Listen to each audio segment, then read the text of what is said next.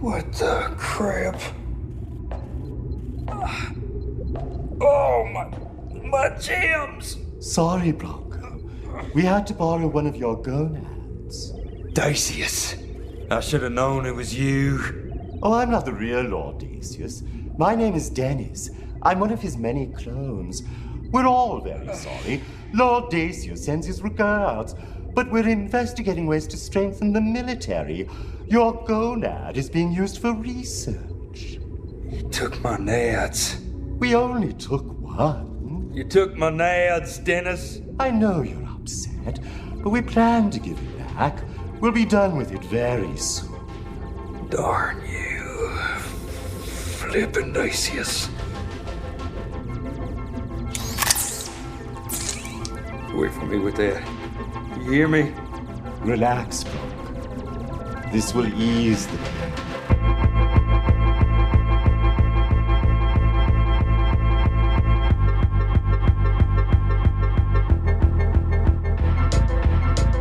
Hey, I'm Kyle. Thanks for joining me and Andy for the Legendary Creature Podcast.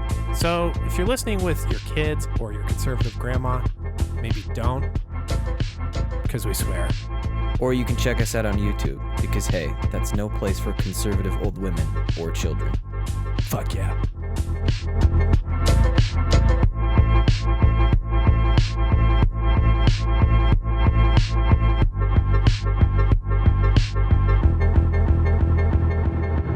Simic. It is the future. Simic. Truly is a color pairing for the 21st century.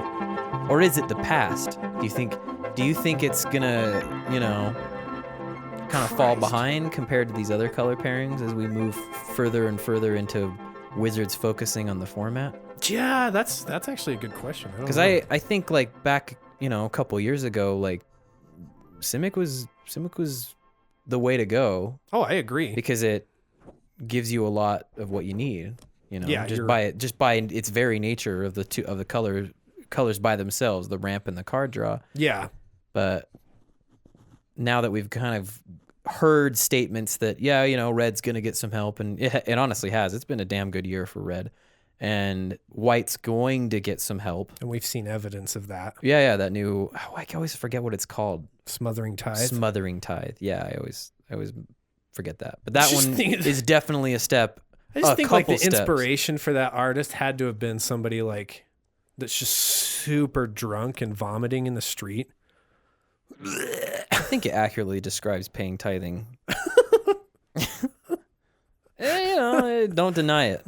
Don't deny it. All right, so what are we gonna do? We're gonna continue the guild series around the the guild with wheel. Ravnica Allegiance, we get to come back to complete our guild series. As per what we've done this last year, we did the 5 monocolors last year. We did the first 5 guilds that came in, guilds of Ravnica. Did it take us a year to do the 5 monos? No, it didn't. We did them last happened. year. Okay. They just happened at some point last year. Yeah, okay. We were going to do a guild series, and then we found out we were going back to Ravnica, and we were like, well, let's hold on. Let's ride the product train a little bit. Let's ride the product train. We're those guys. We're fucking those guys. So not to be confused with we're fucking those guys. What guys are you fucking again? We're fucking, those guys. Oh, okay. Simic is where we're going to start. Yeah. You would expect it to be Azorius, but we're just going to start with Simic. How much experience has our play group had with just a Simic deck? I've seen Crewfix. Dude, we've had a ton of experience with Simic. Cody we've seen only Azuri. ever play. Yeah, we've you're right. seen. Oh my god, dude! It was like every. Did we see Rashmi? He had a Rashmi deck too, right? Yeah. And he had Edric. Oh, and he had Crewfix. And he had Momir Vig. I don't think I ever played against Mormir Vig. Yeah. But I do know he had a thing for it. For sure. To describe, he had a thing for Simic like fish had a thing for the ocean. Do they? They have a thing for the ocean, I guess. So our experience, I kind of want to say like the commander in isolation, at least is a lot of these, minus Azuri. I think he's kind of exceptional. They're not really like threatening in isolation. It's just all of the cards that you kind of. I mean, I guess you could say that about every commander, but I just kind of noticed that Simic commanders aren't too broken. But what you can end up doing with them, it just happens so it just happens so readily compared to other color pairings. Well, like think Rakdos, dude. Like they've got some broke commanders like Grenzo. Yeah. There you can just go off with that, but there's some hoops. Combo town to go through. But there's some hoops. There's some hoops that you have to jump through. You know, there's you're not right. like a creature that, oh hey, it kind of backlogs my commander a little bit. Like the Trigon Predator. Like the Trigon Predator is just a damn good card, but it works really good with just even like, I mean, you know, a really tuned Edric deck isn't really going to be using Trigon Predator, but they could. Sure. So they're drawing cards and breaking mana, breaking somebody's enchant or artifact. Like this is just something that it's just, I don't know. Why not? It's evolved. We're fucking here. Let's do it. It's evolved compared to how a Rakdos game will go.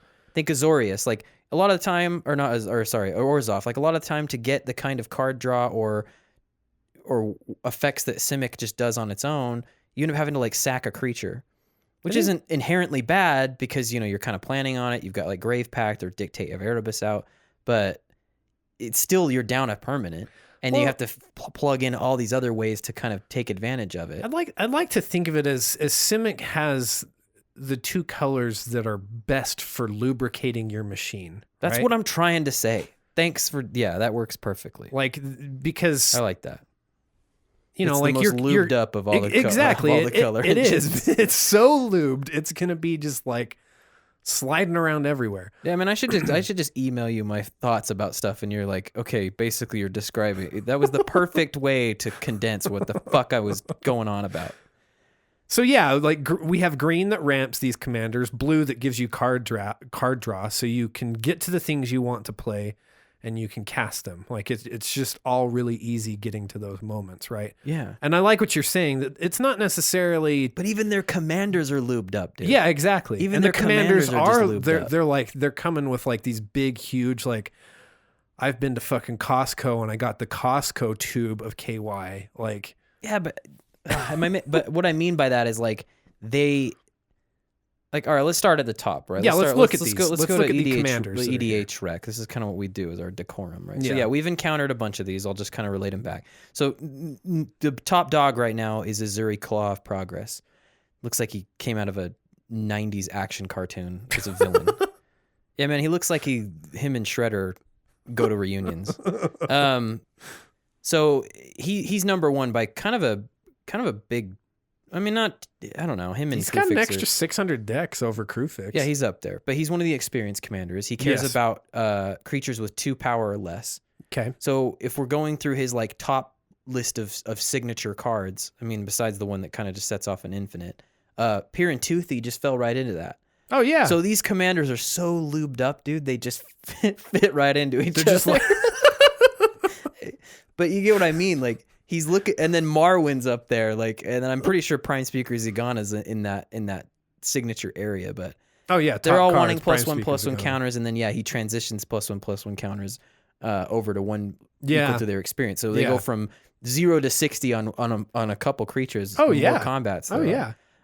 So yeah, like there's a lot of creatures for blue and green, and something like that resolves a question that a lot of color combinations would struggle with. So.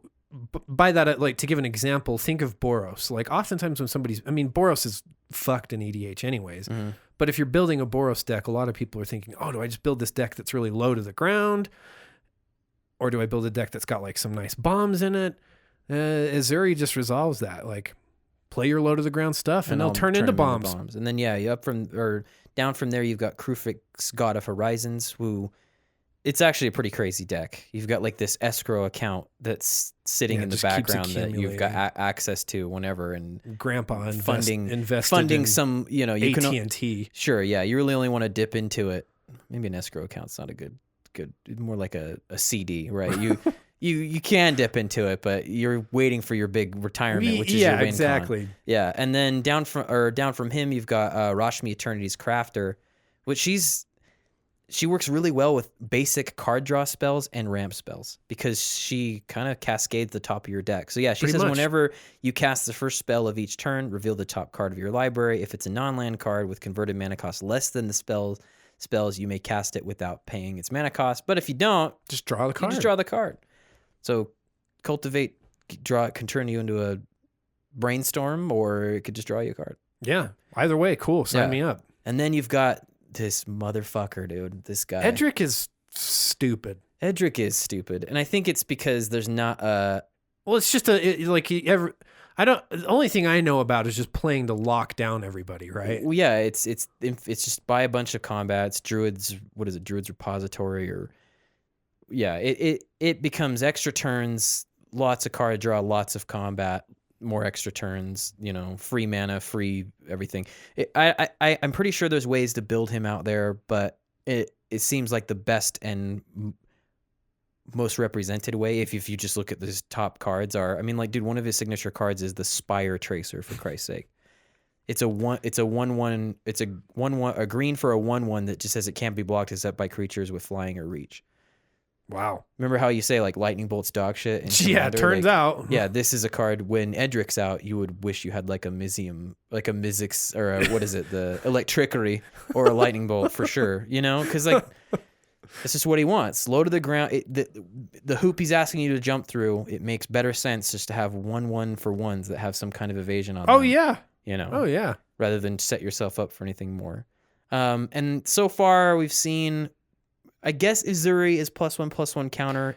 Yeah. He cares. Yeah, but it's probably not about in a combo like the other +1/+1 counter commanders are going to. Sure. But then when you land on Vorl, you start seeing that yes, +1/+1 counters are really, I guess in Vorl's case, any type of counter. Yeah. Start to be a focus for this color. Yeah, they start to come out. So he can double the number of each kind of counter on target artifact, creature, or land. Too bad it ain't a Planeswalker, otherwise, yeah. Yeah, but he would be in every fucking Atraxa deck if that were the case, right? Sure.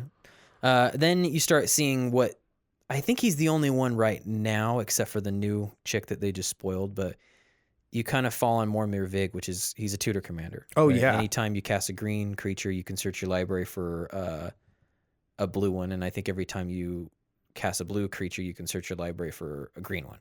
Right? Yeah. Isn't that how that works? Yeah, exactly. And then you put him on top, and it's your next draw. Yes. So he was scary. Well, I think there's a period there where let's see, you cast a green creature spell, search your library for a creature card, and you put that card on top. But when it's a blue, oh yeah, then you just draw it. You just draw yeah, it. so it's green. Yeah, sorry, it's green. You tutor a creature. Yeah. And blue, you just draw a card. Yeah. But if you do a green blue creature, you can do both. Yeah, you just put it right in your hand. Yeah. I think he was a pretty scary guy for a minute. Right. I remember a time there where people really were not. Yeah, like I don't have a lot of experience with Mormir, but I do know just kind of from a little study on him that he's definitely got his lines of play for sure. Yeah, I mean, as I'm going down the list, you do have some interesting options, and you know, like you've got like a snake tribal commander in Casado. Yeah, Casado. Even though I don't think he needs to be snake tribal, but I don't know, why would you pass on that opportunity? Sometimes you're obliged, dude. And then the Tatiova, which is basically the Edric of land plays. Yeah, yeah. I'll talk about Tatiova a little bit later, but yeah. I had an Experiment Kraj deck. Remember that? You did? Yeah, that was a while back. That one was hard to. Yeah, that one's hard. You know, it was actually based around the professor's video. This is a couple years ago, and I was like, man, I like it. He say one thing about that guy, he'll convince you to build a deck. Build his Teysa Orzhov Scion deck. So we both have done it. So I built it, and he even says in the video, it's like a disclosure, like, if you win with Experiment Kraj, you've earned it. And he ain't lying. And then you've got your Merfolk tribal with Kamena, Tyrant of Orzaka, which we haven't encountered that because the card was very expensive for a minute, and I don't know, our guys were kind of avoiding it. And then everything's kind of whatever from there. But yeah, overall, I like. It's probably worth mentioning Thrasios. So obviously Thrasios can be paired with other colors.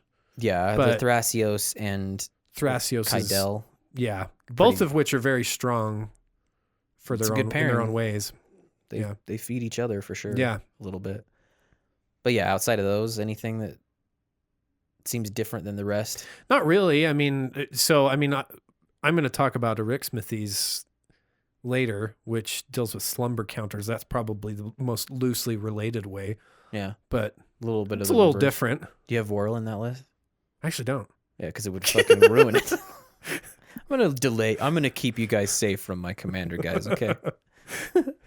I was thinking. I'm gonna double the time it takes to get him I was actually into thinking play. earlier today. I was like, I feel pretty safe with my deck against most strategies, but if somebody sits down with a Traxa, I'm gonna be like, I'm putting my deck away. They just keep undoing what They you're just doing. keep proliferating.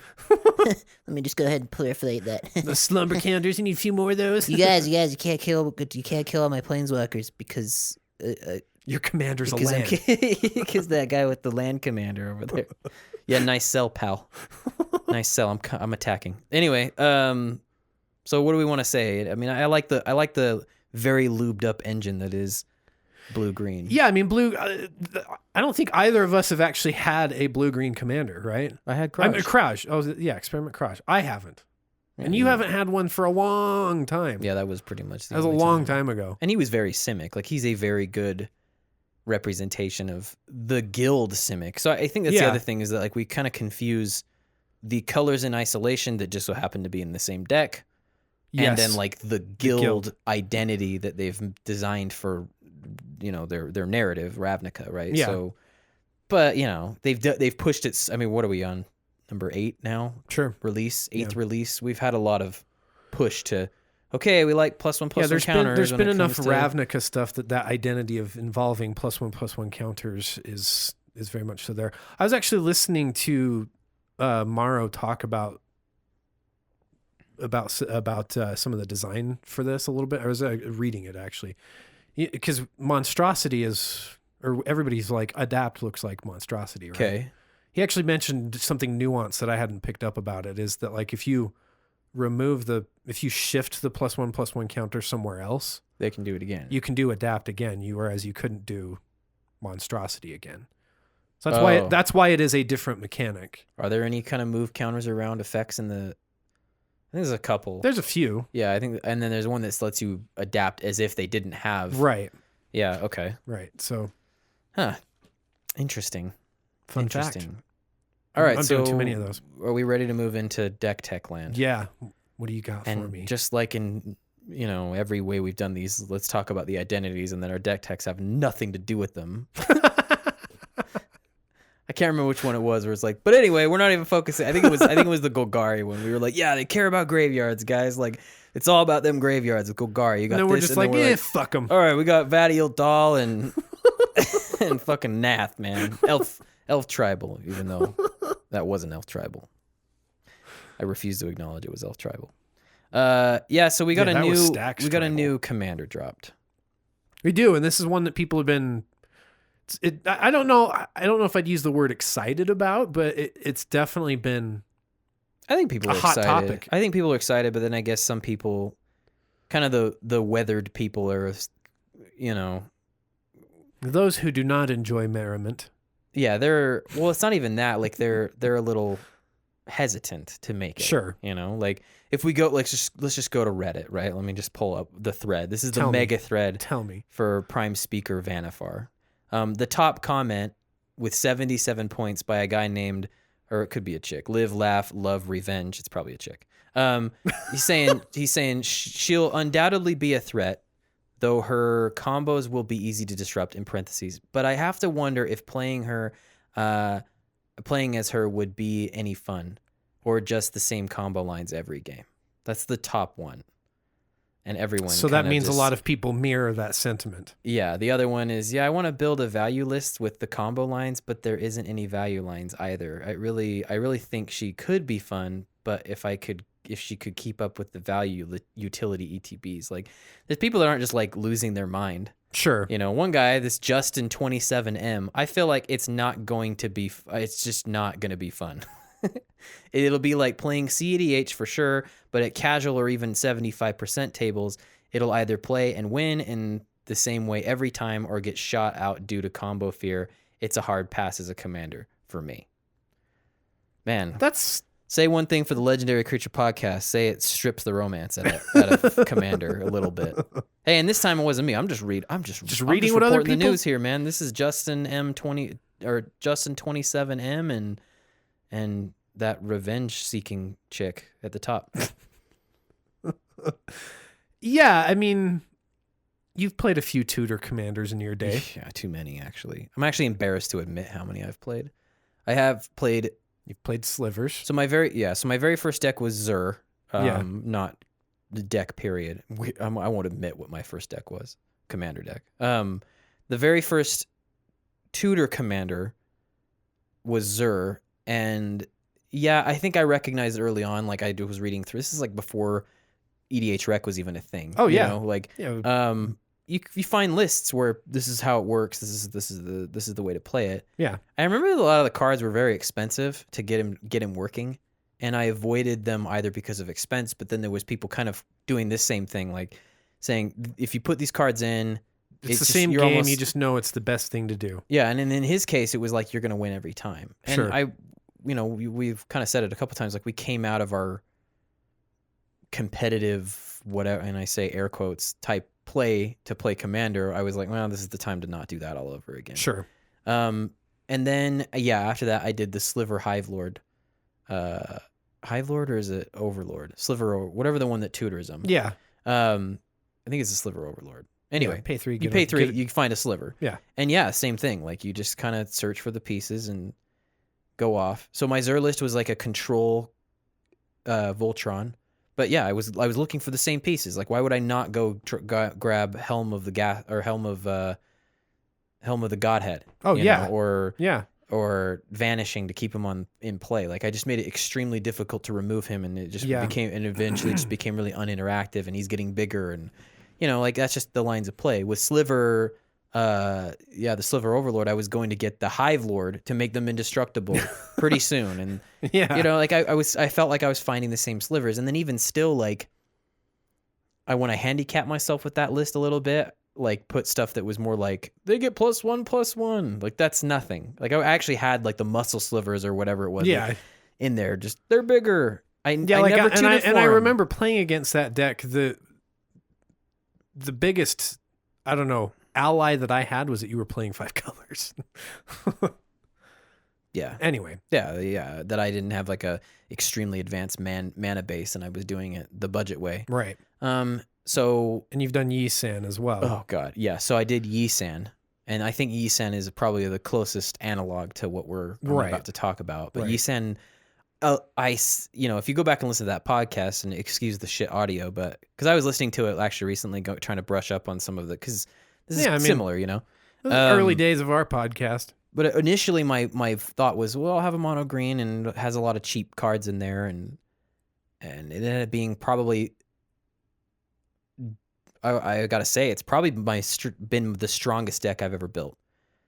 It just because it just was. Yeah. And the more people, and I said it even in the podcast back then, but the more people that were playing, the more broken he got because of his ability to untap with like the Seedborn Muse. Yeah, get the Seedborn Muse and then get extra. You basically get extra turns for each player. And then I had all these like answers. Like there was just nothing. There was always a route I could take to kind of disrupt anyone's ability to stop me, and that's when I was like, okay, yeah, I gotta really rethink how I feel about tutor commanders, right? So the gameplay video that we're gonna push this week actually is me using Zur, but it's the only tutor commander I have left, and it's the cycling version.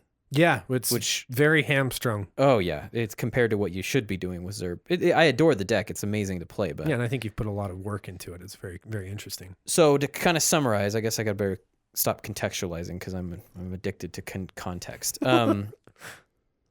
My approach for Vannifar is I'm going to try to give something that's strong, but not.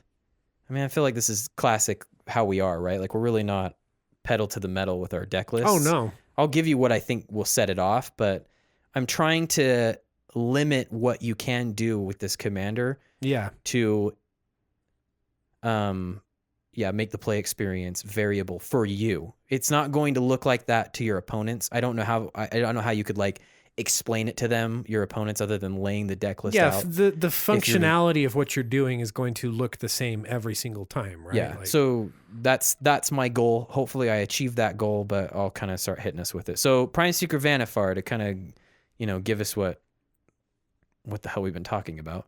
It's 2 a green and a blue for a legendary creature, Elf Ooze Wizard. You can tap her and sacrifice another creature, and you can search your library for a creature card with converted mana cost equal to 1 plus the sacrificed creature's converted mana cost. Put that card into the battlefield, then shuffle your library. Activate this ability only anytime you could cast a sorcery. She's a 2/4.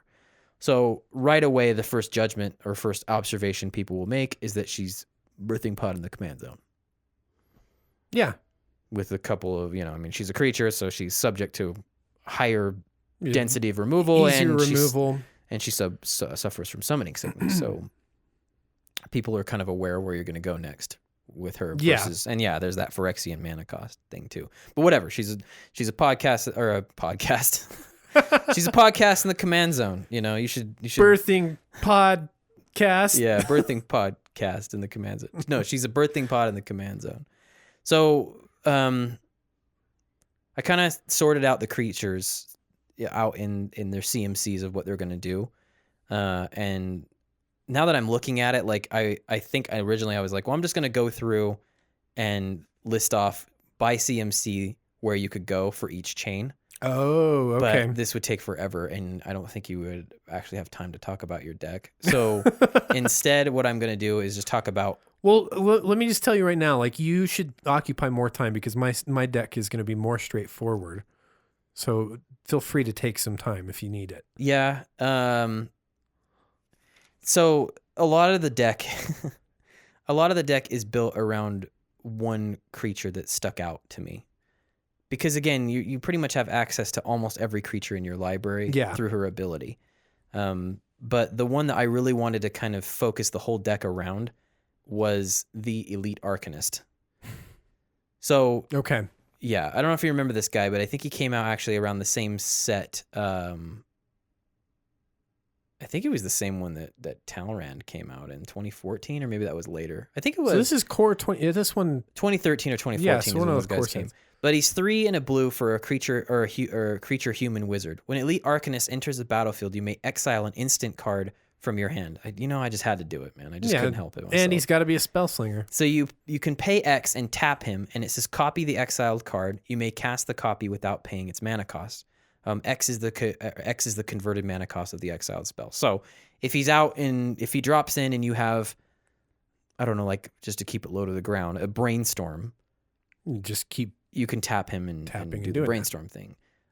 This might remind you a little bit of the dramatic scepter, the Isochron scepter. The one thing that Andy wants to do with the Isochron scepter. Yeah, the one thing everybody wants to do with the Isochron scepter these days. But that should seem similar. So we've got a Birthing Pod in the command zone that's looking for an Isochron scepter in the other 99. So there's some redundancy and yeah, spoiler, they're both in the deck too. So there is a Birthing Pod available to you on my list, and there's also an Isochron scepter. So why I was so fixated on him was he's in the dead middle of your arc. Yeah, your arc, your adventure. So really, like the way these decks kind of work, at least on paper, is that you start at 1 CMC, you move up to 2, you move up to 3, and you end up start falling into kind of some combos. Right? Yeah. And admittedly, it's a little tougher to do with her because you have to sacrifice the creature behind her. Yeah, Yisan is keeping stuff there. You're just moving up your verses. Yeah, just like, let me play a song, bro, and he attracts another person to the crowd, right? Yeah. And then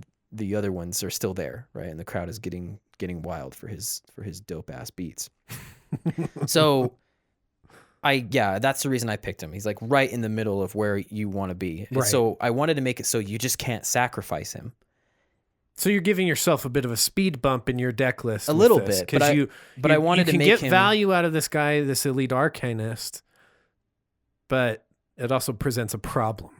Yeah, a little bit. So he's not like Isochron Scepter in that he only can allow you to attach a 2 CMC or less. He doesn't really care because you have to repay the cost anyway. Yeah. So you can put a big ass spell on there if you want. Sure. But it's got to be an instant though.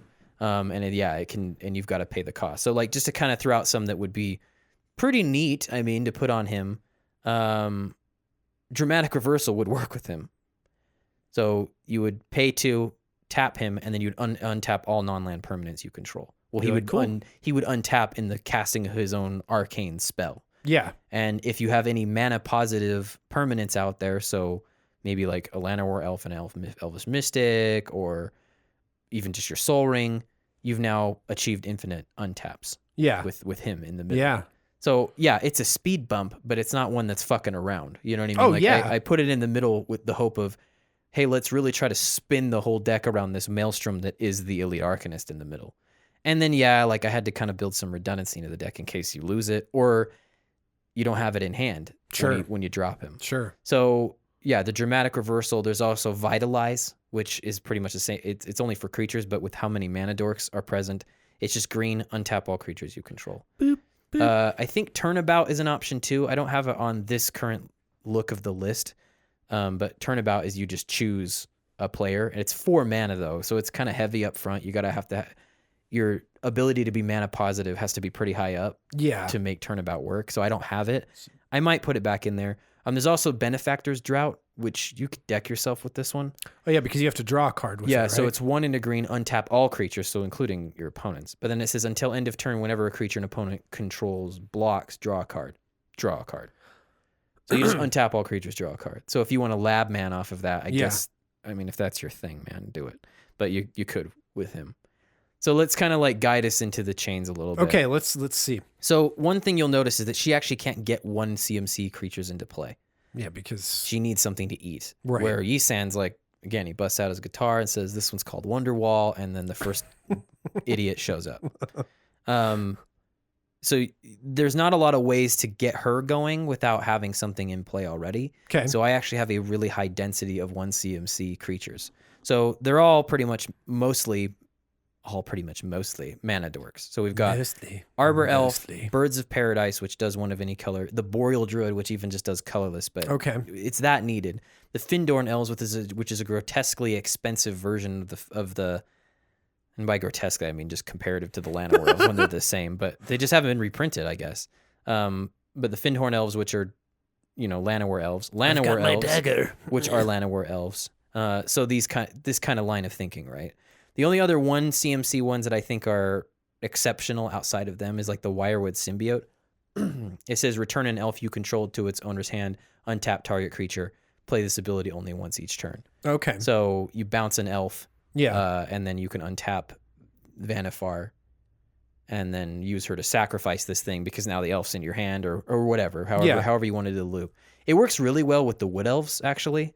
So in some play testing, I was actually bouncing the Wood Elves off of this thing quite a bit to get the untaps, because the Wood Elves bring a forest into play untapped. Yeah, it's not so tapped. they're kind of deceptive in their costs here. I mean, you will run aground with the loop here. Sure. But yeah, the Wood Elves are 2 in a green. Whenever Wood Elves enters the battlefield, you can search your library for a forest card and put it into the battlefield. Then shuffle your library.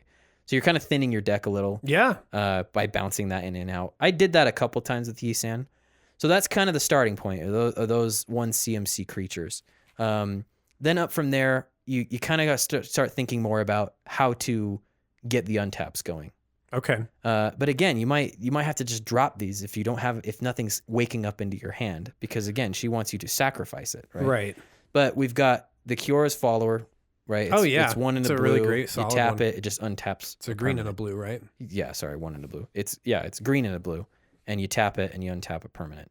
I put the Ophedo Alchemist in there because he's just good, man. He even targets himself. A lot of them don't allow for that, but that works really well with the Illusionist Bracers.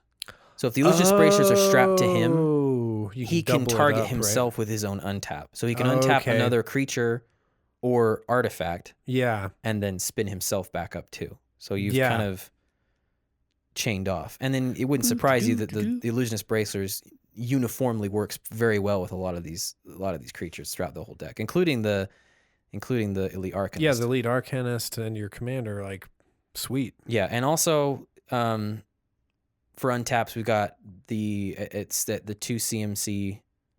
I don't know if there's any others in that range for 2 CMC, come to think of it. Oh, the Scrib Ranger. This one's really good because it doesn't really care about haste. Because a lot of these you have to tap to untap. And this is kind of a paywall a little bit. It slows you down. But she actually has Flash, weirdly, but it's 1 in a green, flying protection from blue, so any other untapping effects won't work for her, but I don't know what you'd want to. It just says, return a forest you control to its owner's hand, untap target creature, play this ability only once each turn. It's an uncommon from Time Spiral that's like $5. That's crazy. Yeah. So this kind of gives you an idea of where we're at for the 2 spot, right? Okay. Okay. So the 3 spots where things kind of get, I'm less sure about my picks here. Okay. if I'm being one in particular, but let me walk you through why I think this. I'm pretty sure it was a good choice. So one is just fucking Yisan himself. So Sure. he lets you travel on your own on his own chain, and you can go back and pick up a 1 CMC creature. If you want to like include a utility creature in here somewhere, like I would recommend like the Caustic Caterpillar. That would be a good idea. But Oh yeah. I was like, look, I want to rely on the instant sorceries. I'm not going to bother, right? Sure. But you can go. You have that available to you if you want to do that. You can go get Yisan, but he ends up kind of just He starts after a while superseding all of your other effects, Yeah. especially with these untap effects, Then this- bouncing that wood elf in and out. Like you might just ignore Vannifar Then this altogether. becomes like a battle of the lords of synth. You've got Yisan playing and Prime Speaker Vannifar playing. Yeah, like- yeah, and then you got Vangelis up there. Yeah, dude, it can happen. But the thing is that he gives you access to other pod chains that she would have to wait on. So he can tutor you a 2, which lets her break off into a 3, then lets him get back to a 2, and she could break off into a 3 again. Mm-hmm. So she normally couldn't get you the same CMC in multiple times. Yeah. So I want to kind of qualify him a little bit as like what I call a pivot creature in this pod chain, right? Yeah. Because I wanted to value. I kind of packed in ways where you can turn around and go back along the chain to pick up things that you need. So Yisan, yeah, he's on the 3 spot. Eternal Witness, Yeah, of course, because some of the stuff you sack off, you might just want to. you need it back, have like it the back. untap or whatever. Yeah. The Wood Elves, obviously, but I would probably only do that if you've already got that symbiote out. I don't know what your mana looks like, but Sure. you might want to. And then there's these last 3, 2 of which probably will show up a lot on this on Vannifar list, but the middle one I'm probably going to be called an idiot for putting it on the list. So the first one is the Trophy Mage. So the Trophy Mage is very good for this deck because it can get you the 1,000-year elixir.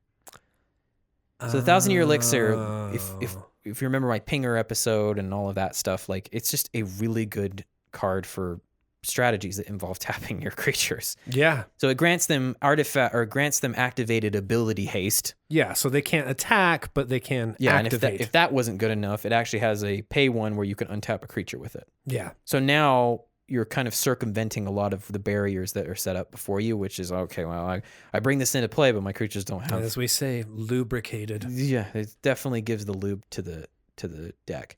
And then the other one is the Spell Seeker. I feel like this one would fall into a lot of decks too. Mm-hmm. So remember, we're talking about the dramatic... sorry, I keep calling it dramatic scepter. Jesus. The Isochron scepter. She can go grab a instant of 2 CMC or less out of your...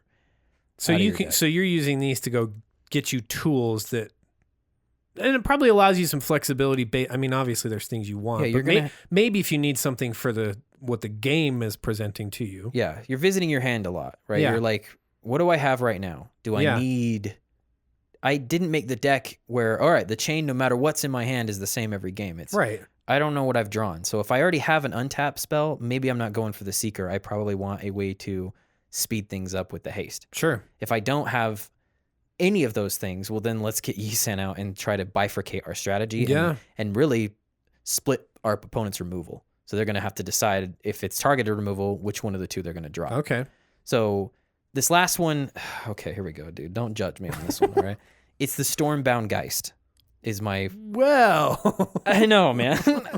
So hang on for a minute. explain to Hang me, on for a Andy. minute. God damn it. God, I told I mean, you. I'm I a sucker. preluded that I'm it a was sucker weird for one. Dark Ascension, so It's the only creature I can find in this, and if somebody knows a different one, like let me know. But it's the only one I can find at this interval that gets me past the Arcanist. Oh. So if I don't have Yisan, I can't sacrifice the Arcanist. The deck isn't going to allow you to do it because of the win condition. I'll tell you that later. But you can't let go of the force spot. So this is the only way to kind of channel back and go around the Arcanist without. It's an extra, dude. It's an extra step. It's a whole, it could blow up in your face in a big way, especially if what you've dropped on the Arcanist is something like a dramatic reversal. Sure. where everyone's going to be like, okay, fuck off. You're like, But if that's what you're going to drop, I mean, this thing's going to be wiped out pretty quick. Like, you're going to be eating this thing very quickly. It's not even going to be it's on the not board. it's not in a backfire. The way in I that want you case to at read all. it is Stormbound Geist just tutors you 2 4 spots yes on the chain. So it allows you to get the Elite Arcana set up. And I guess, I don't know, we didn't really read it off. It's because it has Undying. Yeah, sorry, we didn't. So it's 1, a blue, and a blue for what you read it. You got it. Yeah, so it's a spirit that's a 2/2 flying, and it can block only creatures with flying. But what is important to Andy here is it has Undying.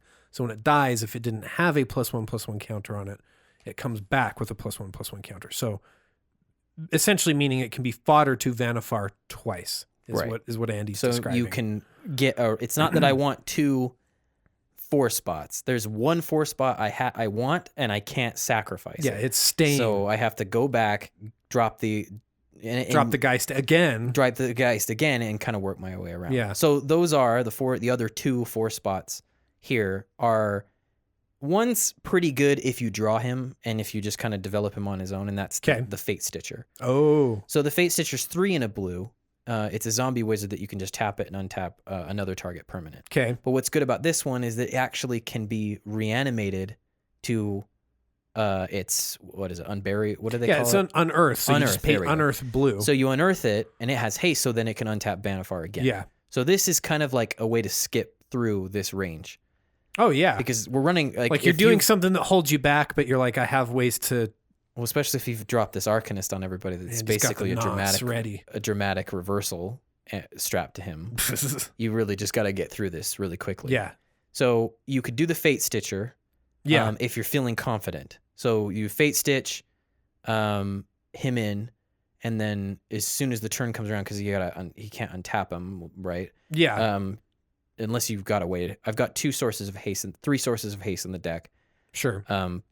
If you have haste, then just hurry up and do it. Untap her, sack him, and then go up to your 5 spot, and then do it. And then if you want, you can unearth him and do it again. Oh yeah. Yeah. If you're not feeling confident, this is probably 99% of the time I would be feeling at this point in the deck. I would just get the Glenelonder Archmage. So because she's kind of a way to double up too. Yeah, she has Persist, which is the -1/-1 counter version of that. Right. So this is. Again, we go Geist, what is it? Stormbound Geist, Arcanist, Stormbound Geist, and then her. And then if you have mana up, you can probably disrupt anything that anyone's going to be doing. So if anybody tries to fuck with you. Yeah. And then we go into the 5 CMC. So this is where things start to kind of condense for what we're going with this deck. And it's so fucking dumb. It's dumb. But it's going to be the Docent of Perfection. That's what you're looking for. So now you're just going to start dumping wizards into play. Again, dude, I couldn't help myself. So the Arcanist is now spinning off. He's able to tap and then untap. I need if to you go have get that. your wizard hat for you, dude. Yeah, if you found those pieces. So again, like this won't work unless you've got the Vitalize, the Dramatic Reversal, or the Benefactor's Drought. Oh, sure. I've put other cards in here that you might want to strap to him, but if those 3 things weren't already in your hand, then you had to get the Spell Seeker to find those spells. But now you're jammed up. Yeah. Because you can't go, you don't have the Geist anymore, so you can't go through the speed bump. Yeah, you've got infinite untap, but you really have nothing to do with it. Unless you can. Like, cards are coming into your hand. If it's the Benefactor's Drought, you could be drawing into another card and chain off of that or whatever. Sure. If Ysan's around, then we're off on another direction anyway. And if you found Birthing Pod, then fuck, we've gone crazy. But I'm trying to limit where we're going with this thing, Yeah. It is a combo deck, but it's not like, it's a pretty fragile way I've set it up. But yeah, Docent of Perfection is 5 mana, right? Yeah, so it's 3 and 2 blue for a flying 5/4 insect horror. The experiment continues, Andy. Yeah, so whenever you cast an instant or sorcery spell, you may put a blue human wizard creature token into the battlefield. Then you control. Then if you control 3 or more wizards, you transform Docent of Perfection, and then they're all like Delver of Secrets. Yes, they're a bunch of flying Delver of Secrets. So yeah, wizards you control get +2 and +1 and have flying, and then same thing. Whenever you cast an instant or sorcery spell, you put a 1/1 blue human wizard creature token into the battlefield. And now this thing's a 6/5. So with him just kind of untapping, because you do actually cast a spell. You copy it from the exile, but it says you cast the spell. Oh. So you actually have to do it. That's a little niche. Yeah, so you'll get the tokens. You'll get it'll register it. That's very interesting. Yeah. And then the same with your Isochron Scepter. You copy it, but then you must cast it. Gotcha. Yeah. So at that point, yeah, you're with the Docent of Perfection. If you haven't fallen into the combo, so if you haven't found a spell that will allow him to untap, you have a few options. One is the Body Double, which I never really was into that card. But if you look at it, it's 5 mana, and it says you may have Body Double enter the battle. So it's 4 and a blue. You may have Body Double enter the battlefield as a copy of any creature card in a graveyard. So I really would like access to the back end of the chain at this point. So if I haven't found anything, sure, now is the time to probably go back to space 3. Oh yeah, because it adopts I think it adopts that like CMC. The CMC, because it becomes a copy of it. Okay. So now we can kind of backlog, or if some other creature somewhere else is really juicy. And see, that's why I've put Body Double in decks where it makes sense for me to be copying some of my own stuff, is because we might also have that added benefit of somebody else got something. Card. It's actually not a bad card. Yeah. You know? Yeah. Especially with this going on. So yeah, you could do the Body Double, or you could do the Seedborn Muse, which doesn't really set up Vannifar, but it does set off Yisan if he's out. So Vannifar, you must only do it as a sorcery. Sure. I don't know if we read that part, but it's got the same exact thing going on that the Birthing Pod does. It can only be done when you would cast a sorcery. So that limitation can't be dodged with Seedborn Muse. But I've got Thrasios back in the 2 spot. I can't think of a better mana sync setup than Seedborn Muse and Thrasios. Beautiful. So that's the other one. And then the last one is the River Kelpie. So it's another persist creature that when you sack it, you can just basically draw a card. Oh, gotcha. So it lets you pivot into 2 other CMC spots. Nice. Right? Okay, that's I actually like that pick. Like, man, that is a fucking ugly creature. It's a Kelpie. So the 6th spot is one. There's one that I'm not so sure about, because I'm thinking, like, why would you do one over the other? But there's one of the 6 spots. So if we've got the wizard thing going on online right now, we can just grab a zombie. So if there is a pillow fort or something like that, we can't just dump them all on somebody. We might not. I mean, oftentimes you're going to be safe, but yeah, there's those. So you might have to lab man out at this point. So now you've got a ton of wizards that you've created with the Arcanist, and you've got this ritual going on. Like, just look at the Anala player and go, "This is how you fucking do it, my dude." So you've got the wizard that's casting the spell over and over again. You've got the bug guy that's getting off and laying eggs of human sharing wizards his somehow. findings, and then you've got the Azami chick who, the sheer arcane genius of it. She's gonna let you draw all the cards. So that might be one thing you have to do. I'm kind of on the fence about her in this spot for some reason. I just thought, whatever. Like, if you draw into her and your commander can draw you a card if you're on a plateau somewhere, I guess, where things have just kind of gone bad. Yeah, but I also thought, well, what about pillow forts where I can't swing out all of the wizards in one direction? Or you could grab Bane of Progress. So if things have developed too well for somebody else and not you, a lot of what I've been talking about up until now isn't really enchantment or creature or enchantment or artifact based. Sure. Aside from that, whatever. But if you feel like you need to tutor the Bane of Progress, here's your opportunity to just burn it all off. Not every game goes perfectly, right? And then the other one is another pivot card in slot 6, a little bit of a pivot. So it's the Woodland Bellower. Okay. So the Woodland Bellower, I actually had him in the Yisan deck. I'm fairly confident about this card pick, but he's 4 a green and a green. When Woodland Bellower enters the battlefield, you may search your library for a non-legendary creature card with converted mana cost 3 or less and put it into the battlefield, then shuffle your library. So whatever between 3 and down you're missing. Yeah, if you need to go get something set up again. It's probably the Spell Seeker or maybe the Treasure Mage. Are you sure? It's not the Stormbound Geist, dude? Yeah, I mean, maybe if you have that card in your hand, then let's do it again. Quit making fun of it, dude. Find me something else then. No, I think that's clever. I think it's very clever. So useless in isolation. And I hate doing that with cards, but if you draw that card, you're going to be like, what the fuck is this in my hand? All right, so top end of the scale. How do we achieve climax? So most decks like this, I think, will probably end up with I probably maybe 8. I think is the ceiling they'll hit. But this whole Seems thing to be the place to hit with these types of Crater decks. Hoof Behemoth. Yeah. Yeah. I don't know what they, but I mean, you're sacking the creatures on the way up, but whatever. My idea was to do the Galecaster Colossus. Oh, okay. So my whole comment, this is why I'm kind of like on the fence about Azami.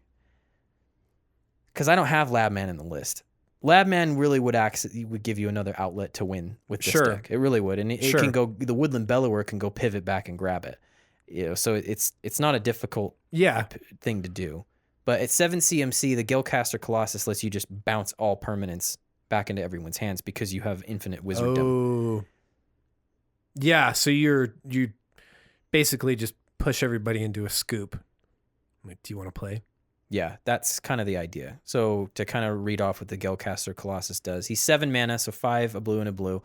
It says tap an untapped wizard, or he's a giant wizard actually, he's a wizard himself, but it says tap an untapped wizard you control, return target non-land permanent you don't control to its owner's hand. It's a 5/6. Right. So yeah, with the ritual going on the back end, he comes in and just tells everybody, Burning Man's over, go home, and shoots it and bounces everything back to his hand. If everything's gone horribly wrong for you, or not horribly wrong, but you know, you haven't been able to fall into some of these roadblocks I've kind of deliberately put in your way, we can try to start over a little bit with the Protein Hulk at 7 as well. Oh, yeah. So he's 5, a green and a green. When the Protein Hulk is put into the graveyard from play, search your library for any number of creature cards with total converted mana cost of 6 or less and put them into play. Then shuffle your library. Yeah, so you can get your 1, 2, 3. Yeah, so If you want. you can go, or you can, whatever permutation of what you need, you can go nab. Maybe you pass on the Arcanist because you didn't. Sure. You know. I think if I was to make any changes to this list, as far as I can see right now, I'd probably replace Azami for another 6 spot, another utility 6 spot.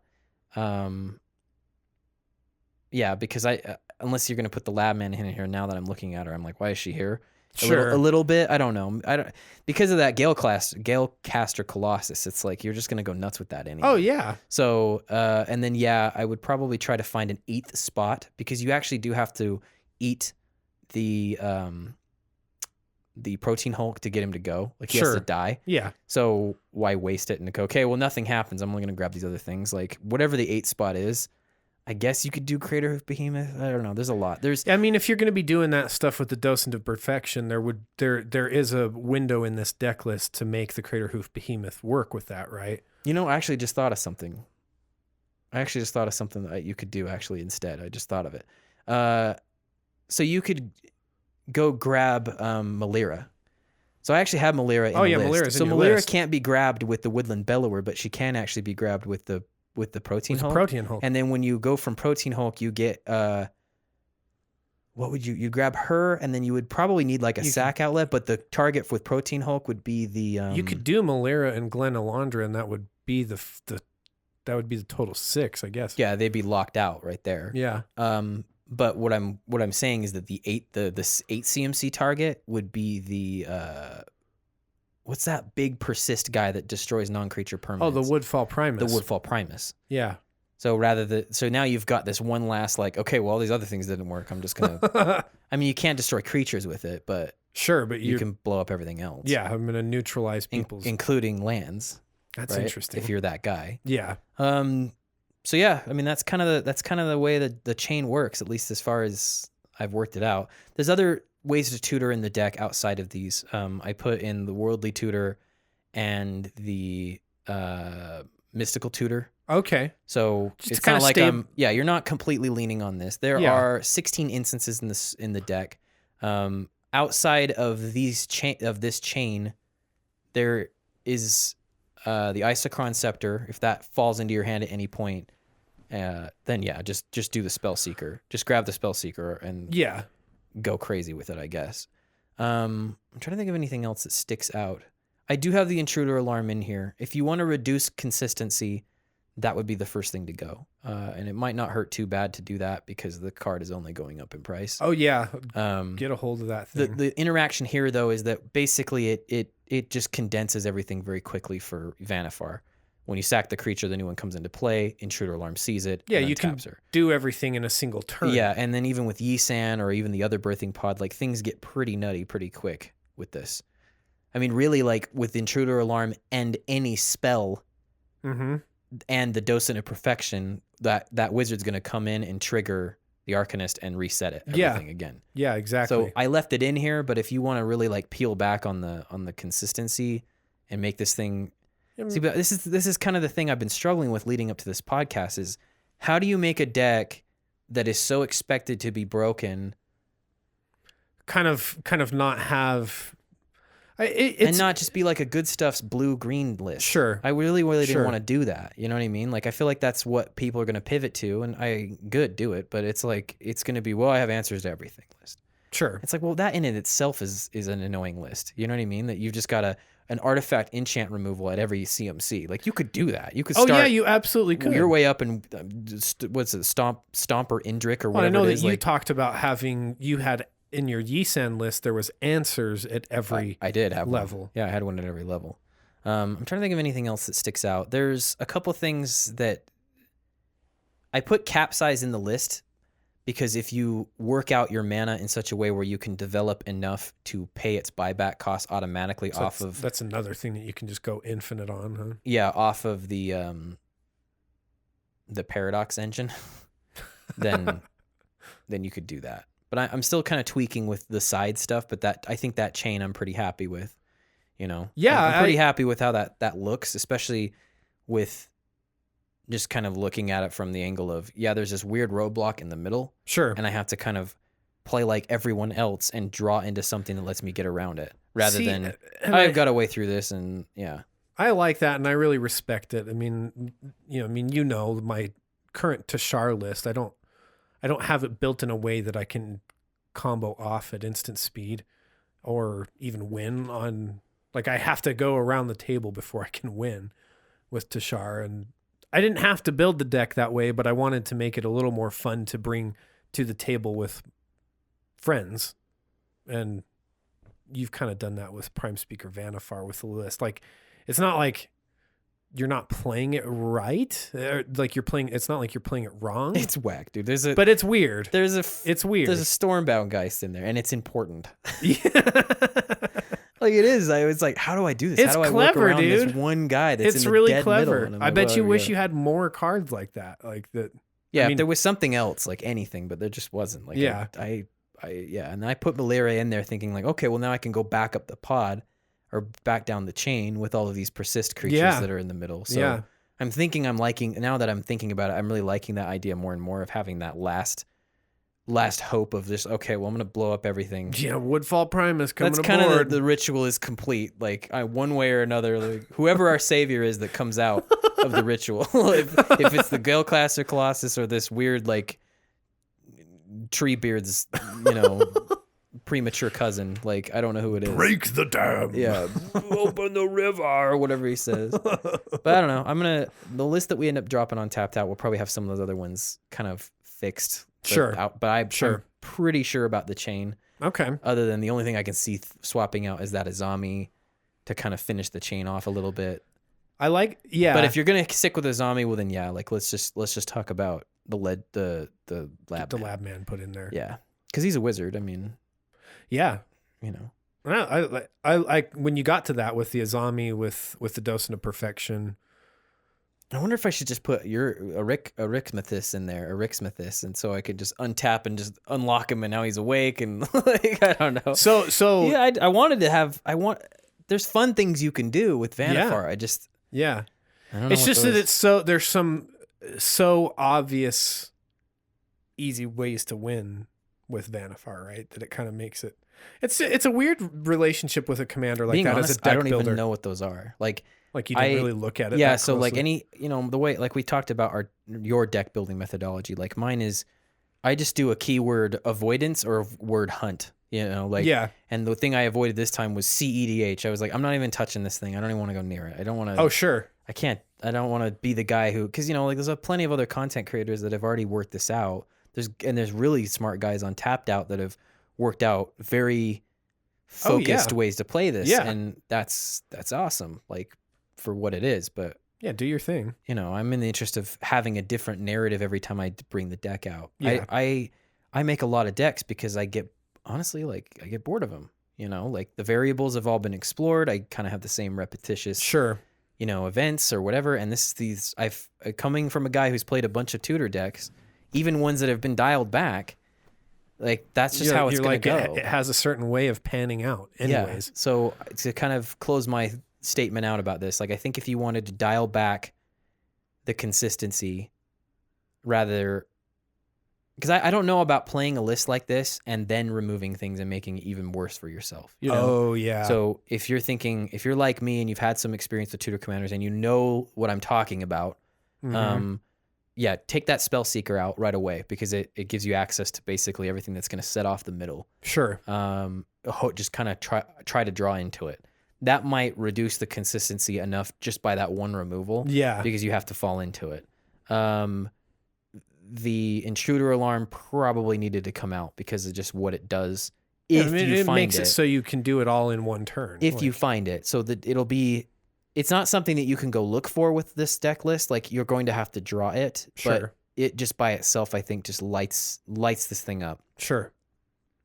And yeah, its price is just increasing. Like rather than that, Yeah, it's over $20 now. Yeah, and it's trending up. I expect it to keep going up unless we get a reprint. But yeah, I think those two, I'm pretty confident on the removal of those two. Maybe the other tutors, like, do you really want a birthing pod?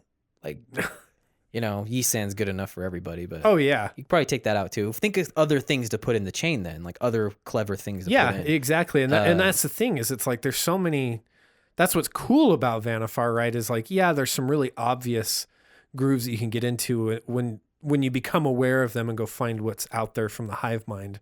But there's also just tens of thousands of cards available. Yeah, I just Magic included them Gathering. in there because in my mind's eye and through the play testing, I've already I feel like I've set it up enough where it's like, this is kind of a difficult ask. It can happen. I put them in where, okay, I got to go back and pick up this spell. You know, I got to go get this guy because the Docent of Perfection's my win condition. Like I need this thing put online. So it might not be doable to remove those, but then maybe think about taking out the other tutors then. Okay. All right, man. Your turn. Yeah. So What did you do? picking a commander to do for Simic was. Yeah, we try to do a new and an old, unless the new one is so. Yeah. Blah. Yeah. So yeah, exactly. Unless the new one is just not like worthy of our attention in EDH. This one isn't necessarily that old, but obviously when we start adding, combined color identities as we're doing with the two colors here, your picks get a little more slim. And I kind of wanted to avoid the +1/+1 counter thing because I don't know. I'm too much of a hipster, dude. It's been played out, Like Yeah. we've got that. Okay. So, Arixmethes, the Slumbering Isle, is Dude, my dude. who I chose. I knew I could trust you. This one's fucking weird, dude. And I remember when we were doing our review of Commander 2018, you were just like, not that into it. Specifically because it comes in tapped. Was your It big bothered problem. me. Like, come on, it's 4 mana. Can I really, And how many slumber counters have to come? It comes off of in with 5. So let me read it off. So it's 2 green. I'd be and less annoyed if it was like 7, okay. but it came in untapped. Like, Sure. oh yeah, you're not getting it for, you got to find 7 ways to remove it. But Well, let's see if I can talk you into Arixmethes Okay, before we're done here. okay, do it. So it's 2, a green and a blue for a Kraken. It is a 12/12. How are we getting a 12/12 for 4 mana? Well, it enters the battlefield with 5 tapped and with 5 slumber counters. Okay. And as long as Arixmethes has a slumber counter on it, it's a land. And they made sure you understood that clearly. Like, it's not a creature. Yeah, even in the art parentheses. it's not a creature. It's and then not the a art is creature. like an island. It's Yeah. not a creature. If you actually look at the art closely, like You can see him kind of see him underneath. Yeah, it's cool. So it says whenever you cast a spell, you may remove a slumber counter from Arixmethes and has tap, add green and blue. So it's a land that gives you your colors, right? It's Is it the only land commander? I actually can't think of any others. Yeah. All right. Well, for now, we're going to say he's the only one. He's very unique. Yeah. He's very unique. And this is a big pivot because for a second I was considering doing Tachyova. And it was just like, how am I going to get creative with this one? Yeah. All right. So here we are with Arixmethes. Before I dive into my deck list, I want to mention, because anytime you're dealing with tap on a commander, as Andy just kind of explored, there's Combo Town available to you. Yeah. So with Arixmethes, once you've gotten the slumber counters off, there's a very quick and easy combo available to you. Which I haven't put these into my deck, but I just want to acknowledge them up front because they're available. Okay. You can have either Penman's Aura or Freed from the Real Oh shit. in the deck. Both of those put onto Arixmethes. You tap. You only need to pay blue to untap. And so you have infinite green mana available to you, just from your commander and one card. Huh. And then at that But point, he has to be awakened. he does have to be awakened. You've got to have the slumber counters in order to. And you're not okay with that. You think that's too easily achievable? Well, I mean, if a two, obviously you need a place to put that mana. Sure. Yeah. But it's a 2-piece combo, one of which is your commander. That to me is, even with the hoop you have to jump through of. An arbitrarily large Genesis wave. Yeah. Yeah, exactly. So choose your win cons with that. There's some people I see doing some really cute stuff. You can do the Helix Pinnacle. Awesome. Oh yeah. You can do I think it's Ambassador Laquatus is the one. Is that the one? I think that's the one that like. But don't you need blue? You won't get any blue Unsummons. from this Yeah, you're right. excursion. Maybe I'm thinking of something different. No, so he just requires colorless. Oh So shit. you pay 3, target player puts the top 3 cards of his or her library into his or her graveyard. So you can deck people. Yeah, like you say, you can do a Genesis wave, dump out all your creatures from your deck. You weren't okay with this. Do a You felt concordant like it cross- would you happen can- consistently enough where you weren't okay. I mean, let's just say it's only the Penman's Aura, which, at least it protects him a little bit. Yeah, I mean, And you can do the weird switcheroo and do combat damage, right? it's Because true. Doesn't it have the Yeah, because Penman's Aura has a the variety of options power on it. toughness valve ability that Yeah. valves it Yeah. from one cup to the other? Yeah, so Penman's Aura has 4 activated abilities. It's kind of like a sort of a bit of an Etherling type thing almost. Yeah, yeah. So one of them is blue, untap enchanted creature. One of them is blue, enchanted creature gains flying until end of turn. It's pretty So relevant. you could give him evasion. But none of these abilities can be given to you by his untapping because you only have green. Right. These first 2. Yeah, you're exactly right. Not that you can infinitely fly him, I guess, but sorry, So continue. enchanted creature can't be the target of spells or abilities this Pretty turn. relevant. And you can use colorless. Enchanted creature gets +1, -1, or -1, +1 until end of turn. So you can. So yeah, actually can with you Penman's one-shot- Aura, you can just do it with that. Can you one shot with that? Yeah. You one shot one person because you could pay to untap, right? Yeah. Get it as big as you need to, and then go in for combat. Right. So yeah, I don't know. Like I would say He's a 12/12? he's a 12/12. Yeah, it's 23. It's enough because you can only move 11 over without killing him. Sure. So it'd be a 23/1 But it's enough. flying. It's enough. It works. You're really not okay with this being in the deck. It's just a one. What if it's the only one? You don't have the other one, the Freed from the Real, which its only purpose is to set off infinite mana. Yeah. Because this one's, This one's a little more, I don't know, kind of cute and weird. just being the devil here, dude. I'm just, I the devil. completely understand putting this into the deck, and honestly, to me,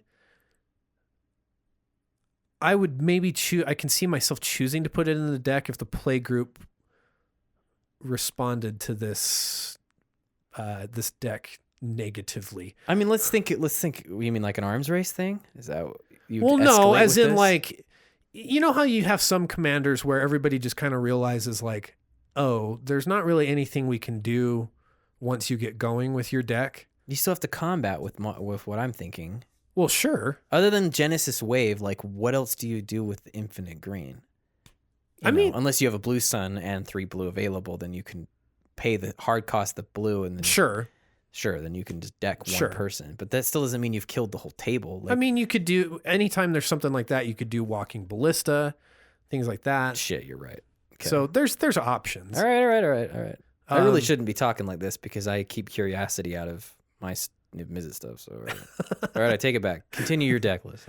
Anyway, I just want to acknowledge that there are combos with Arixmethes. Anytime you have these tap things, getting the tap on tap stuff going, it's available to you. Okay. I haven't gone that route. So let me give you the premise for what I'm doing with my Arixmethes deck, and then I'll kind of just quickly move through some of the spells that are involved. Really, all I want to do is, as I kind of started looking at it, I looked at EDH Rec, as I am wont to do, and I was seeing a lot of large sea creatures.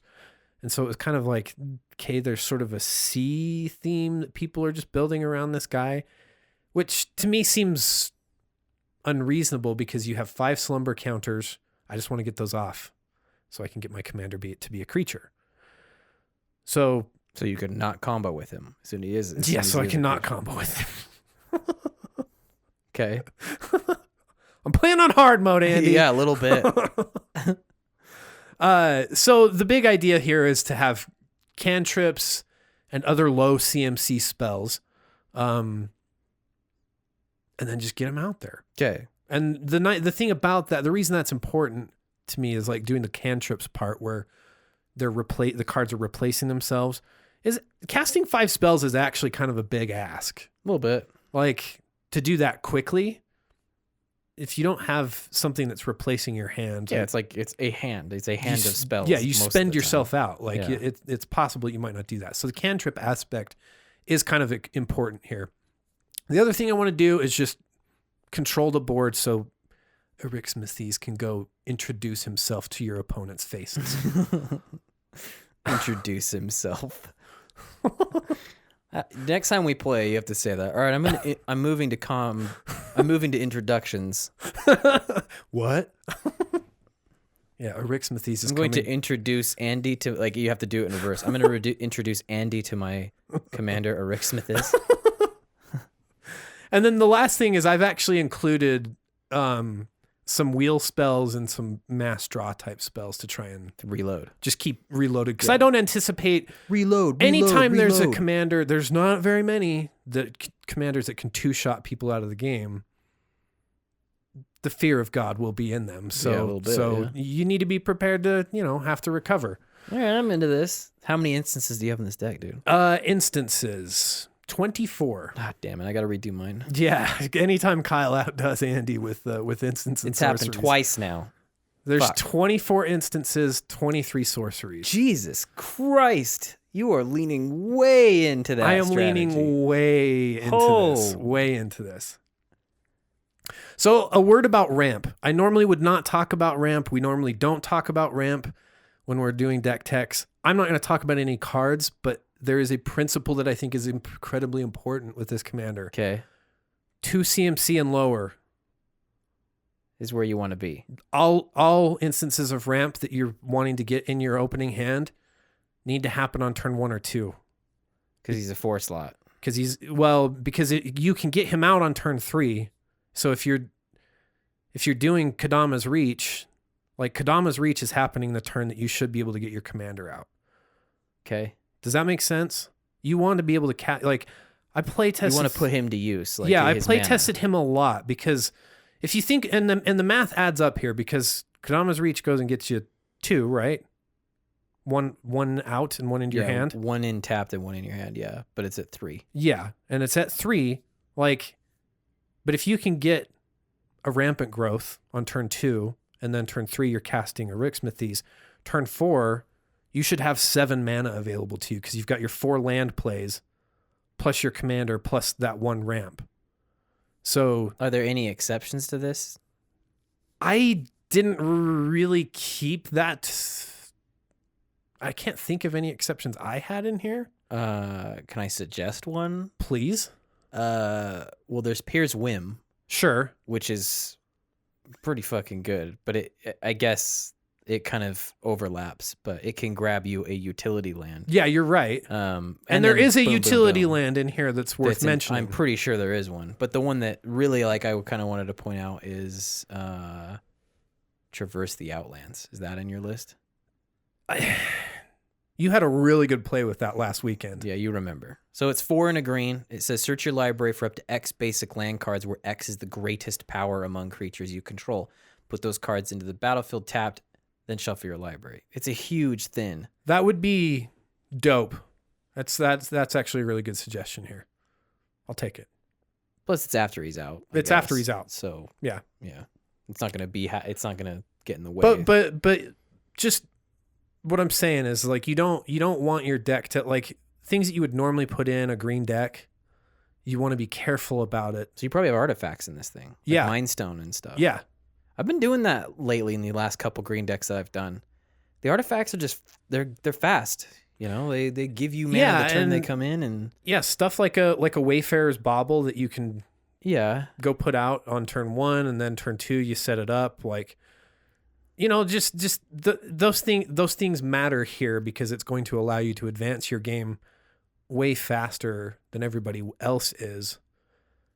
Like, I mean, like I said, you should be in a position you have 7 mana available to you on turn 4. Like you're way ahead of everybody. Yeah. All right. So big deal. I don't want to spend a lot of time on cantrips and small spells because you've seen them, but I actually did include a few that came out with Ravnica Allegiance just because they're kind of cute. Oh wow, man! Way to advocate for the new product, my dude. Ravnica Allegiance. I guess one of these is from. Let's see, when was something else mistakenly made it into my list of Ravnica Allegiance? But Growth Spiral is one. Was that? So it's a green and a blue. Draw a card. You may put a land from your hand into the battlefield. You like those effects. I love those ones.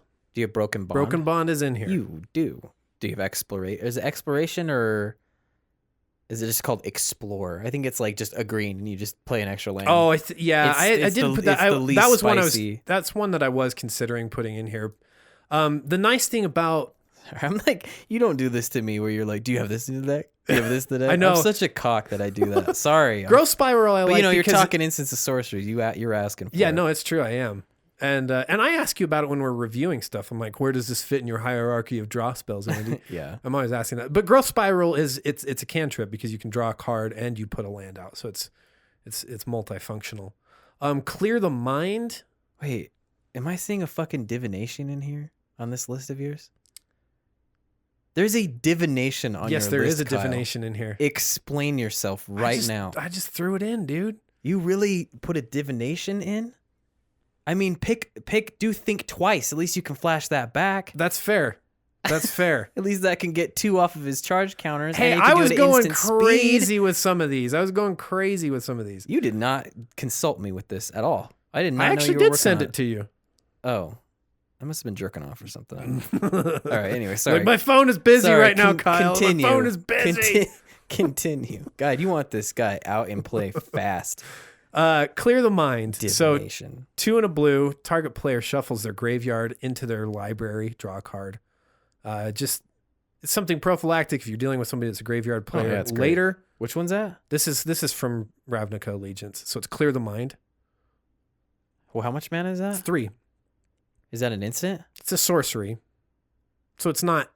So you tuck somebody's graveyard away. You shuffle their graveyard away and then draw a card. Ooh, I like that. Yeah, it's pretty handy. How much mana? 3. Huh. And, you know, like if you've done enough with yourself and you've got some juicy spells in your own yard, do it yourself. Dude. That's what I'm thinking. I'm like, Yeah, no, I can see blue players being really, really into that. Yeah, I mean, like you saw it. There's Brainstorm, Ponder, Preordain. Yeah. Those types of spells. Pretty regular blue filters. But they serve the purpose of we can just chain off a bunch of them in a single turn and they replace themselves. Okay. Control. I have 6 counter spells in the deck. It's pretty heavy. Kind of heavy-handed. Probably kind of pick who's going to be your biggest But you really prop. can't lose him. It's worse than... No, you can't. It's worse than other commanders. A, you can't lose him. And B, maybe you just want to I think you can actually tempo people with this deck the way I've got it constructed. And so maybe you just counter something while he's asleep. I feel like that works pretty well so far. And yeah. Of course, again, we play in a very particular group, but it seems like if you're going to go tempo-y route, it seems to really work with really big ass commanders. Yeah, and I are blue. Exactly. And so I Like think this Nezahal and the like. this one is a place where you can tempo people, and so countering somebody that's not fucking with you may actually work. Like you and I think are pretty big fans of rule of thumb with counter spells. Yes, defensively. But You know, this is a case where you might consider doing it. Not to be like the uber geek, but think like a Jedi when it comes to your counter magic. Yeah. Only use it in defense, damn it. Right. Another little niche kind of counter spell. If somebody's really fucking wise to what you're doing, you can cast Sky Shroud Blessing. So What it's is that? 1 and a green. Lands can't be the targets of spells or abilities this turn. Oh, whoa. Draw a card. So if somebody's really getting wise to your act, Is he still a land when he's not a land? no, it's in his text. As long as Arixmethes has slumber counters on it, it's a land.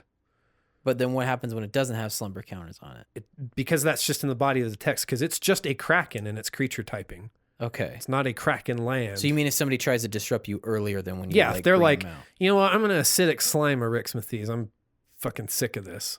before he's big. Yeah, before he becomes a creature. Who would do such a thing? Who would? That's like, I don't know, euthanizing like a kitten or something. He's Yeah. nothing. He's just a land, Exactly. you know? Exactly. Yeah, I don't even like to He's think got this about whole that. ecosystem around him. I don't even like to think about that. He's not even a problem. He's not even awake. Yeah, I mean, there's nothing special about that. Low CMC, like the CMC, average CMC of this deck is incredibly low. I've got 17 spells at 1 CMC, 19 spells at 2, and 17 at 3. Like You are going all in on trying to keep him out. It's just, So let me ask you, once he's out, do you think some of these cards still have value? they do because they can. So this is why you're wanting to do the cantrip stuff, is because then we can start digging through the deck for some of these other aspects that I think, we want to have counter spells in our hand. Sure. The other, and this is the next part is, I like to call this the storm before the storm. Okay.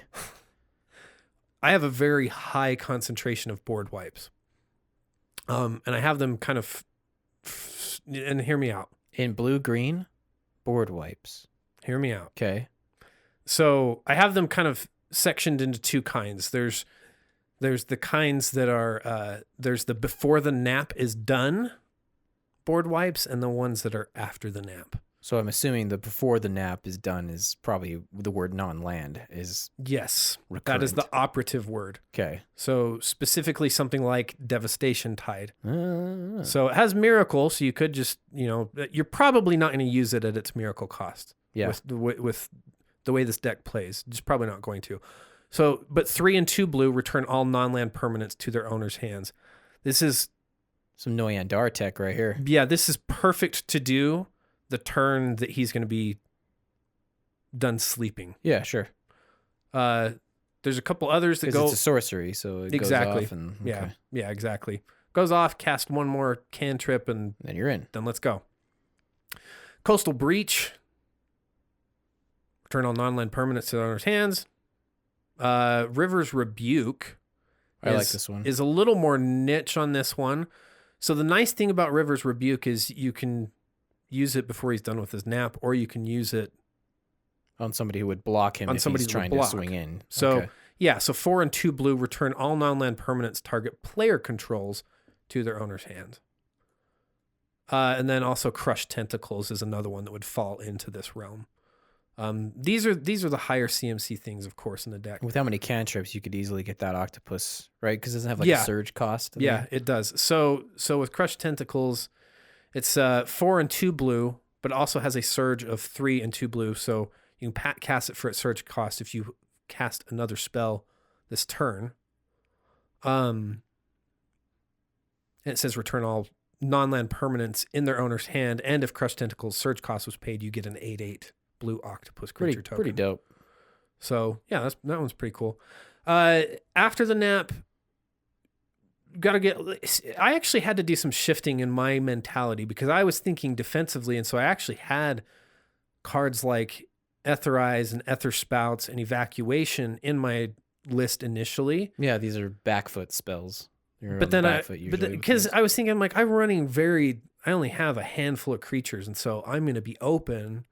But I'm really creating the problem when I need to act that way. Okay. I like that. So we're going to put in things like Cryptic Command. I've never usually used that in lists because it's an expensive card. It's great when it's great. But you will absolutely use it with this commander. Tap for them sure. down and yeah. So yeah, 1 and 3 blue. And choose 2. You can counter target spell, return target permanent to its owner's hand, tap all creatures your opponents control, draw a card. Then cantrip. Yeah, so it's got a cantrip to it. Yeah, exactly. Cyclonic Rift. Duh. Moving on. Engulf the Shores and Inundate. Engulf the Shores is nice because it's your commander's safe. Yeah, it doesn't. What does it not bounce? So it's returned to their owner's hands all creatures with toughness less than or equal to the number of islands you control. This is a very blue heavy Wait, deck. isn't there one that doesn't bounce Krakens? There is. I think I left it alone because it's such. Even though these are higher CMC spells, it was like. Because there's Slin Voda that's strapped to a creature. Does and then he there's a bounce sorcery. Slin Voda explodes things when he comes into play. I don't remember. Oh yeah, because there was just too many legends from that set. But yeah, because the only reason I'm bringing it up is because of Brad's Tromacratus nightmare that happened back in the day. That's right. Anyway, continue. I'll try. Yeah, and I think people are trying to use those. So Slin Voda does say return all creatures to their owner's hands except for merfolk, krakens, leviathans, octopuses, and serpents. Yeah, and Whelming Wave is 2 a blue. Oh yeah, and it's blue. Whelming Wave. Yeah, the Whelming Wave is only 4 mana, so it says return all creatures to their owner's hands except for krakens, leviathans, octopi. Yeah, you're right. That's a miss. Serpents. That's a miss on my part because I was looking at Slin Voda. Oh wait, they said octopuses, and that's right.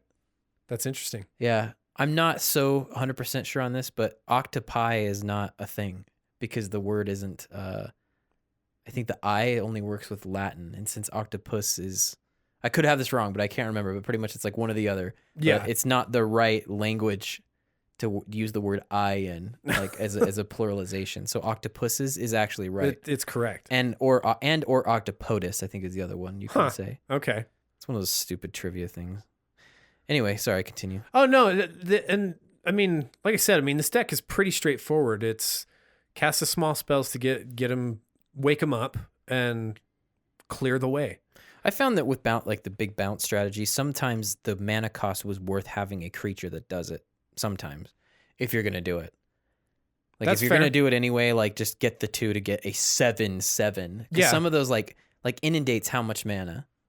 Yeah, Inundate is. Let me look at it really quickly. Inundate is 6. Yeah, so for 1 more mana, you could do Scourge of the Fleets. And Inundate. And if you have that many blue to drop Inundate See, and I anyway, think Scourge of the Fleets was maybe one that I saw when I was kind of doing this and chose to leave it out. But Inundate has a drawback too, is in that like if you're playing against a couple other blue players, they're going to be not affected. It might not work. Yeah, but the Scourge of the Fleets don't. Scourge of the Fleets would.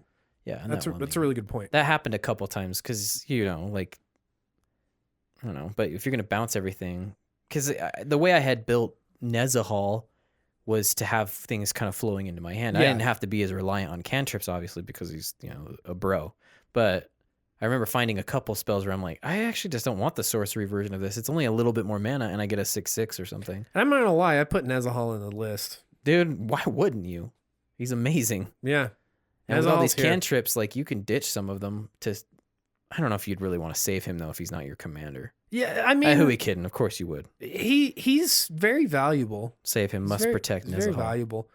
So, but the reason why and us having a discussion about these board wipes, like pushing stuff back to people's hands. The reason I went that way is initially I was thinking like, well, yeah, let me just. But he just can't be he can't be in the swell of that. Yeah, right? He can't be involved because if he's back in your hand, you got to start over. Yeah, it's starting over. You got to start over. Like, yeah, he's a bit of a you got to work around that. And one of the other problems that I thought was we don't come across this issue too much. I guess the way that we play because I thought, you know what? I'm just going to remove blockers.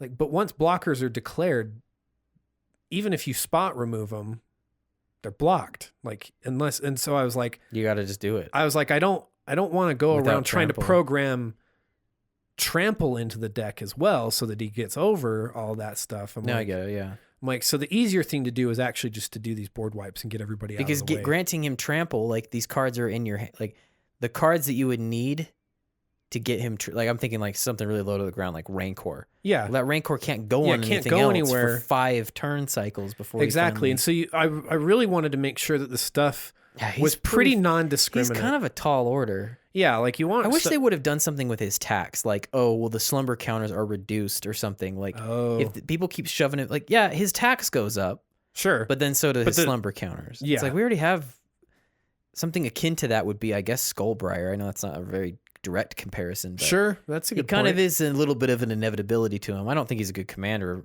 like that great, but yeah, like there's something. That, yeah, like why does his slumber counters are static?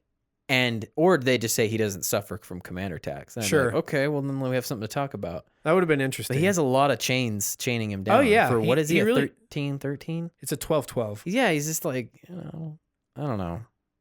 I wish there was something to help him along should you lose him. Yeah, I mean that's why I say I think to me we need to tempo people and play a control game. Like we're gonna push stuff back to people's hands and make it so everybody is torn between trying to stop you and advancing their own game.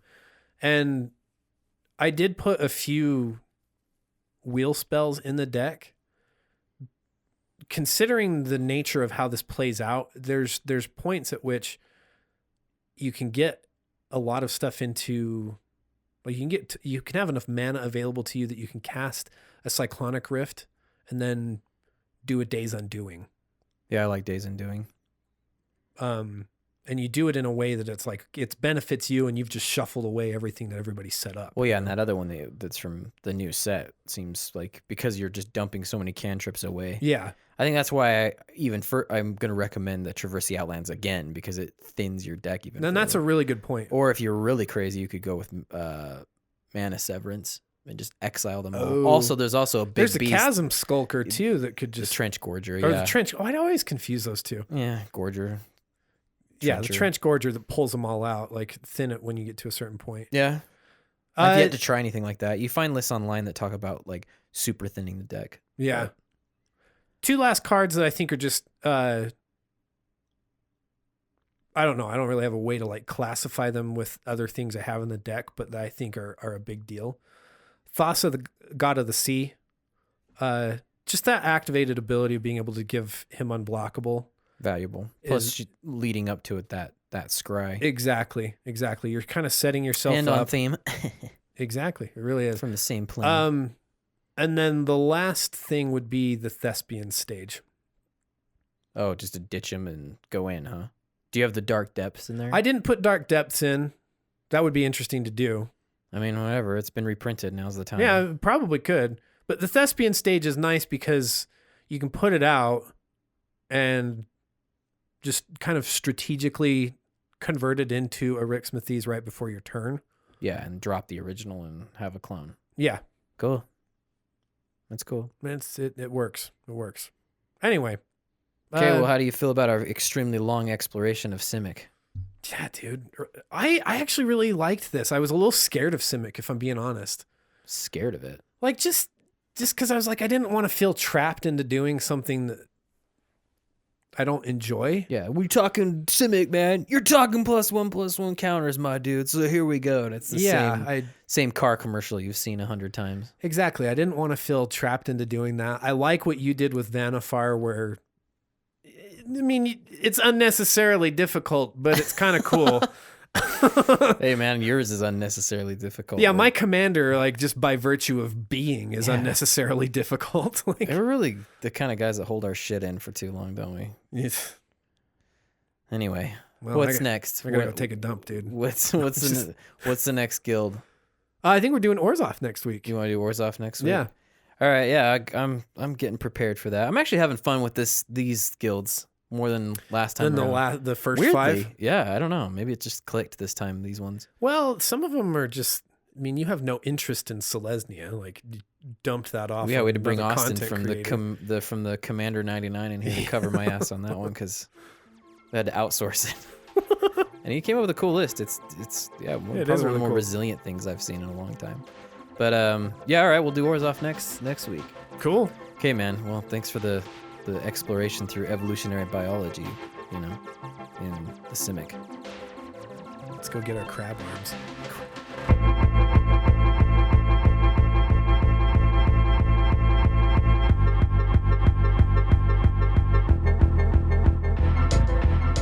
Flippin' Dicius, he's got my gonads. All right, well, that was our take for the Simic, and hope you enjoyed the options that we laid out. Next week, we're going to get some time in front of the Azorius Senate, however productive that will turn out to be, so yeah, let's just hope for the best. The music you're listening to is by the extremely generous and talented Home. The track number is 24 from the album Resting State. You gotta seek him out, all his tracks are amazing, including this one.